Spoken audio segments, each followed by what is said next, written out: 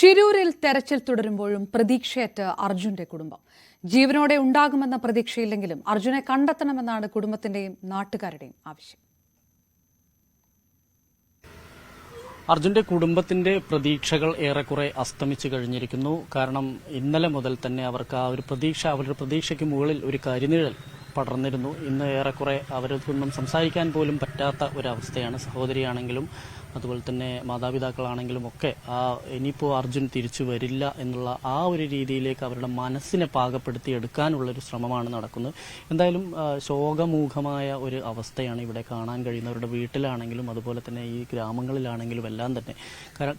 കഴിഞ്ഞ ഒരു 2 ദിവസം മുമ്പ് വരെ അർജുൻ തിരിച്ചു വരും എന്നുള്ളൊരു പ്രതീക്ഷയിൽ ജീവിച്ചവരായിരുന്നവർ. പക്ഷേ ആ പ്രതീക്ഷകളെല്ലാം വീണുടയുന്ന ഒരു കാഴ്ചയാണ് നമുക്ക് കാണാൻ കഴിയുന്നത്. അതായത് നമുക്ക് ഈ ഷിരൂരിൽ നിന്ന് കാണാൻ കഴിയുന്നത്. കാരണം സൈന്യത്തിന്റെ കരയിലുള്ള ഏറെക്കുറെയുള്ള തെരച്ചിൽ പൂർത്തിയായിരിക്കുന്നു. അതിനുശേഷം പുഴയിലേക്ക് ഈ തെരച്ചിൽ വ്യാപിച്ചിരിക്കുന്നു. ഇനി ഈ ലോറിയും കണ്ടെത്തേണ്ടതുണ്ട്. ലോറിയിൽ ഈ അർജുൻ ഉണ്ടായിരുന്നോ എന്നുള്ളത് കണ്ടെത്തണം. ഇങ്ങനെയുള്ള പ്രശ്നങ്ങളെല്ലാം വളരെ സങ്കീർണമായ ഒരു അവസ്ഥയിലേക്കാണ് ഈ ഒരു വളരെ ദുഷ്കരമായ ഒരു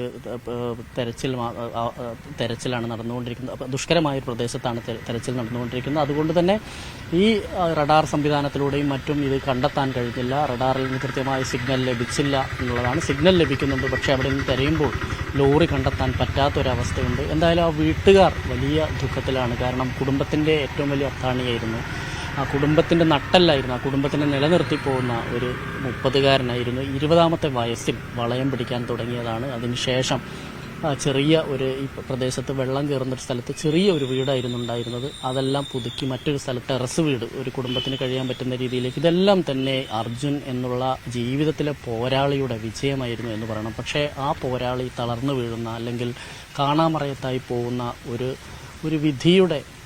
വിധിയിലേക്കാണ് കാര്യങ്ങൾ പോകുന്നു. അങ്ങനെ ഇനി അതിനെ കാണാൻ കഴിയൂ എന്നുള്ളൊരു ബന്ധുക്കളും മറ്റും പറയുന്നത്. എന്തായാലും നമുക്കറിയാം, കഴിഞ്ഞ 16-ാം തീയതിയാണ് ഈ അപകടമുണ്ടാകുന്നത് ഷിരൂരിൽ. അതിനുശേഷം ഇപ്പോൾ ഇന്ന് 8-ാമത്തെ ദിവസം എത്തിയിട്ടും ആ മനുഷ്യനെക്കുറിച്ച് ഒരു വിവരവുമില്ല. സ്വാഭാവികമായിട്ടും നമുക്ക് അയാൾ ഇനി തിരിച്ചു വരുമോ, ഏതെങ്കിലും രീതിയിലുള്ള മിറാക്കിൾ സംഭവിക്കണം. അങ്ങനെ മിറാക്കിൾ സംഭവിക്കുന്നതിൻ്റെ ഒരു പ്രതീക്ഷയുടെ നേരിയ കണിക എവിടെയോ അവശേഷിക്കുന്നുണ്ട്. അതിൽ ഇപ്പോഴും ജീവിക്കുകയാണ് അവർക്ക് കരയാൻ പറ്റുന്നില്ല. കരഞ്ഞു തീർന്നിരിക്കുന്നു.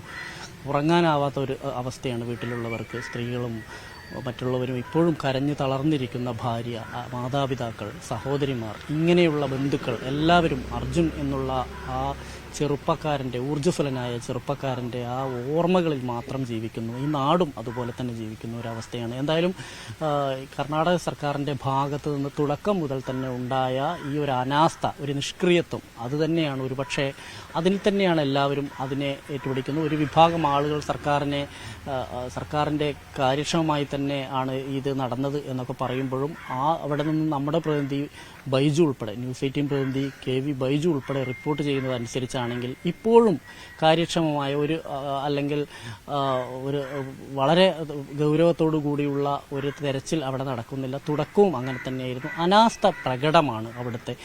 കേരളത്തിൽ നിന്ന് പോകുന്നവരെ ഏതെങ്കിലും രീതിയിലുള്ള അവരെ രക്ഷാപ്രവർത്തനം സഹായിക്കാൻ പോലും അങ്ങോട്ട് കടത്തിവിടാത്ത സ്ഥിതിവിശേഷമുണ്ട്.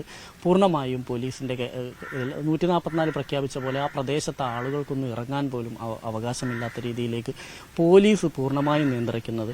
നമുക്കറിയാം, കഴിഞ്ഞ ഈ അപകടമുണ്ടായി ആദ്യത്തെ 3 ദിവസം ഒരു തഹസിൽദാരോ ജില്ലാ കലക്ടറോ പോലും അവിടെ എത്തിയിരുന്നില്ല എന്നുള്ളതാണ് അവിടെ നിന്ന് നമുക്ക് ലഭിക്കുന്ന വിവരം. നമ്മൾ കേരളവുമായിട്ട് പലപ്പോഴും കമ്പയർ ചെയ്യുമ്പോൾ കേരളത്തിൽ ഉദ്യോഗസ്ഥരും ഒരു സംവിധാനവും പൊതുപ്രവർത്തകരും എല്ലാം അവിടെ സജീവമായി നിൽക്കും. അങ്ങനെ കർണാടകയിൽ അത് കാണാനില്ല. എന്തായാലും അർജുൻ മാത്രമല്ല, ഇനിയും അതുകൂടാതെ 3 പേരുണ്ട്. ഒരു തമിഴ്നാട് സ്വദേശിയും മറ്റ് 2 പേരുമുണ്ട്. ഇവരുടെ എല്ലാം മൃതദേഹങ്ങൾ പോലും കണ്ടെത്താൻ കഴിഞ്ഞിട്ടില്ല. എന്തായാലും അർജുന്റെ കുടുംബാംഗങ്ങൾ ഇനിയും ഞാൻ നേരത്തെ സൂചിപ്പിച്ച പോലെ തന്നെ ഒരു നേരിയ പ്രതീക്ഷ അവർ വെച്ചു പുലർത്തുന്നുണ്ട്. കാരണം നമുക്കറിയാം, ഗുജറാത്തിലൊക്കെ ഭൂകമ്പം ഉണ്ടായ സമയത്ത് ദിവസങ്ങളോളം കഴിഞ്ഞ് രക്ഷപ്പെട്ട ആളുകളൊക്കെ ഉണ്ട്. അങ്ങനെ എന്തെങ്കിലും ഒരു മിറാക്കിൾ സംഭവിക്കും എന്നുള്ള ഒരു നേരിയ പ്രതീക്ഷയിൽ ജീവിക്കുന്നുണ്ട്. പക്ഷേ ഇന്നലെ രാവിലെ അർജുന്റെ സഹോദരി അഞ്ജു സംസാരിച്ചു മാധ്യമങ്ങളോട്. അവരുടെ ഒരു പ്രതീക്ഷ നഷ്ടപ്പെട്ടു എന്നുള്ള രീതിയിൽ തന്നെയാണ്. അതിനുശേഷം വൈകുന്നേരം അമ്മ ഷീലയും സംസാരിച്ചു. കാരണം ഷീല ഒരു വേള രൂക്ഷമായ വിമർശനം ഈ ഒരു സംവിധാനത്തിനെതിരെ, ഈ ഒരു വ്യവസ്ഥിതിക്കെതിരെ,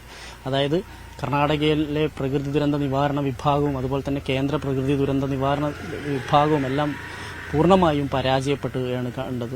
കൃത്യമായ എക്യുപ്മെന്റ്സ് നൽകാത്തതുകൊണ്ട് സൈന്യത്തിനും ഒന്നും ചെയ്യാൻ പറ്റാത്ത അവസ്ഥയാണ് എന്ന് പറഞ്ഞുകൊണ്ട് അവരതിനെ വലിയ തോതിൽ തന്നെ വിമർശിക്കുന്നത് നമ്മൾ കണ്ടതാണ്. എന്തായാലും കഴിഞ്ഞ 8 ദിവസമായി മാധ്യമങ്ങളും കേരള സർക്കാരും എല്ലാം തന്നെ ഇതിന് സജീവമായി ഇടപെടുകയും സമ്മർദ്ദം ചെലുത്തി വരികയുമായിരുന്നു. പക്ഷേ എവിടെയും ഇപ്പോൾ അർജുൻ തിരിച്ചു വരുമോ എന്നുള്ള കാര്യത്തിൽ, അർജുൻ്റെ മൃതദേഹമെങ്കിലും കണ്ടെത്തുമോ എന്നുള്ള കാര്യത്തിൽ പോലും ഒരു ഉറപ്പും ലഭിക്കാത്ത ഒരു അവസ്ഥയാണുള്ളത്. കാരണം ഇതിൻ്റെ കൃത്യമായി തന്നെ ഇത് ഡിറ്റക്റ്റ് ചെയ്യാനോ അല്ലെങ്കിൽ ഈ ലോറി ട്രാക്ക് ചെയ്യാനോ ഉള്ള ടെക്നോളജികളും നമ്മളെ ഒരുപാട് ടെക്നോളജികളുണ്ട് നമുക്ക്. ആ ടെക്നോളജികൾ ഉപയോഗിച്ചിട്ട് പോലും അത് ഒന്ന് മണ്ണിനടിയിലാണ് അല്ലെങ്കിൽ വെള്ളത്തിലായി കഴിഞ്ഞിട്ടുണ്ടെങ്കിൽ ഇത് കണ്ടെത്തുക, അല്ലെങ്കിൽ ഇപ്പോൾ GPS പോലുള്ള സംവിധാനങ്ങളായിക്കോട്ടെ, റഡാർ ആയിക്കോട്ടെ, ഇതിൻ്റെ ഒരു പ്രവർത്തന ക്ഷമത സംബന്ധിച്ചുള്ള സംശയങ്ങളും എല്ലാമുണ്ട്. അതുപോലെ തന്നെ ഈ ഭാരത് ബെൻസിൻ്റെ ലോറി കൃത്യമായി തന്നെ ഈ കമ്പനിക്ക് അത് GPS-ലൂടെ ഇത് കണ്ടെത്താൻ കഴിയും എന്നുള്ളതായിരുന്നു കമ്പനി അവകാശപ്പെട്ടിരുന്നത്. പക്ഷേ ആ കമ്പനിയുടെ അവകാശവാദം കൂടി പൊളിയുന്നു എന്നുള്ളതാണ് ഇതിൽ കൂടെ മനസ്സിലാകുന്നത്. ലോറി ഇനി പുഴയിലൂടെ ഒഴുകിപ്പോയോ മണ്ണിനടിയിലായോ എന്നുള്ള കാര്യത്തിലൊന്നും ഒരു വ്യക്തതയില്ല. അതുകൊണ്ട് തന്നെ കുടുംബവും ഈ പ്രദേശത്തുള്ള നാട്ടുകാരും, കാരണം തുടക്കത്തിൽ തന്നെ ഇതിൽ വലിയ പാളിച്ച സംഭവിച്ചിട്ടുണ്ട് എന്ന് പറഞ്ഞുകൊണ്ട് കഴിഞ്ഞ ഒരു 3-4 ദിവസം മുമ്പ് സേവ് അർജുൻ ഫോറം എന്നൊരു സംഘടന ഇതിനെതിരെ പ്രതിഷേധ പരിപാടികൾ നടത്തിയിരുന്നു. സേവ് അർജുൻ ഫോറത്തിൻ്റെ പ്രവർത്തകരുൾപ്പെടെ ഇവിടെ വന്നതും അവരെ വീടുൾപ്പെടെ സന്ദർശിക്കുകയും, കാരണം പുറത്തുള്ള ആളുകൾ ചേർന്നുകൊണ്ടാണ് ഇത്തരത്തിലൊരു സംഘടന ഉണ്ടാക്കിയത്. അതുപോലെ തന്നെ രാഷ്ട്രീയ, സാമൂഹ്യ, സാംസ്കാരിക പ്രവർത്തകരെല്ലാം തന്നെ സജീവമായി തന്നെ അവിടെ എത്തുന്ന ഒരു കാഴ്ചയും നമ്മൾ കണ്ടതാണ്. വീട്ടിലുള്ളവർക്ക് പിന്തുണ അർപ്പിച്ചുകൊണ്ട് അവരെ ആശ്വസിപ്പിക്കാൻ വേണ്ടിയ കുറേ സാമൂഹ്യ പ്രവർത്തകരും പൊതുപ്രവർത്തകരും എല്ലാം തന്നെ അവിടേക്ക് എത്തിക്കൊണ്ടിരിക്കുന്ന ഒരു കാഴ്ച നമുക്ക് കാണാൻ കഴിയുന്നുണ്ട്.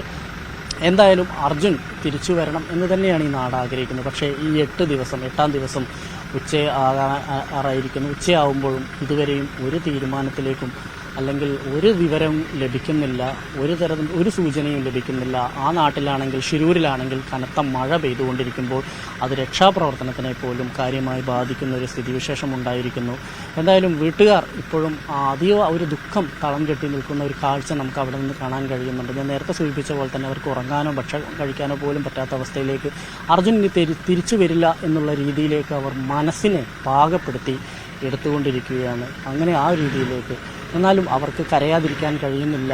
സഹോദരി പറഞ്ഞത് ഞങ്ങൾക്ക് കരയാൻ പറ്റാഞ്ഞിട്ടല്ല, കാരണം കരഞ്ഞ് കരയാൻ കണ്ണുനീരില്ലാതെ ആയിപ്പോയിരിക്കുന്നു എന്നുള്ള ആ രീതിയിൽ തന്നെയാണ് അവർ പറഞ്ഞത്. എന്തായാലും നമുക്ക് അർജുന് വേണ്ടി ഇത്രയും ദിവസം നിലകൊണ്ട, നമുക്കറിയാം ലോകത്തിൽ എവിടെ മലയാളികളുണ്ടെങ്കിലും അർജുൻ തിരിച്ചു വരണമെന്ന് ആഗ്രഹിക്കുന്ന ആളുകളാണ് നമ്മളൊക്കെ.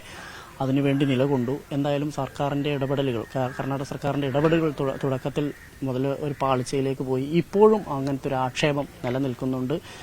എന്തായാലും ആ ഒരു ആക്ഷേപത്തിന് ഇപ്പോൾ തൽക്കാലം എന്തായാലും ഒരു മറുപടി പറയാൻ തയ്യാറല്ല എന്ന് തന്നെയാണ് അർജുൻ്റെ കുടുംബം പറയുന്നത്.